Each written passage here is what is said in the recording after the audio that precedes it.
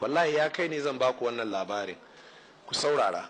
Na ji kunya da na nemi 'yar wani mutum tun ina saurayi. Kalmar farko da ya buɗe baki ya ce shi ba zai sayar da akuyar shi inda za ta dawo ta nemi shi susar danni ba.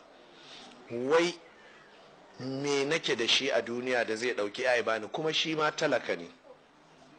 Shi kenan sai shi wanda na tura ice to ai tela ne yana ɗinki sannan yana makaranta, ana sa ran nan gaba ko zai zama wani abu. Zai ce kai da Allah tela kuma zaka wallahi na yi mamaki.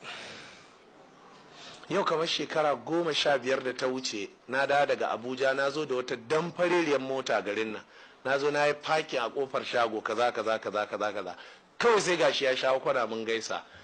Na yi nufin zan yi kwana 3 ne ma zan koma Abuja, kawai sai sake nemo wancan mutum da na tura mishi cewa to dai a gaya wa Bala Albani dai wancan abu ne Allah bai yi ba, amma ga kanwata ta taso ko yana so. Ya ce oh my god,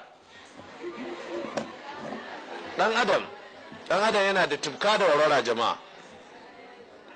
wallahi kuwa sai na kasa mallakar kaina ni kuma lokacin, sai na faɗi magana da ban so ta ba. Na ce mishi kai ka gaya mishi ni kuma ba zan iya auren 'yar talaka ba gaskiya. Ramawa ne, bai kamata in rama ba, domin Qur'ani yana cewa wal afina anin nasi wallahu yuhibbul muhsinina, Allah yana son masu yafewa. Amma abin ya min zafi ne, yau da yawa sai a ce wai ba za a ba wa na ya ba, wai talaka ne.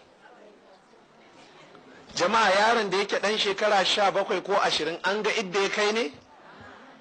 Sannan shi mai kuɗi da za a ɗauka a bashi ana da yaƙinin cewa ba zai talauce ba?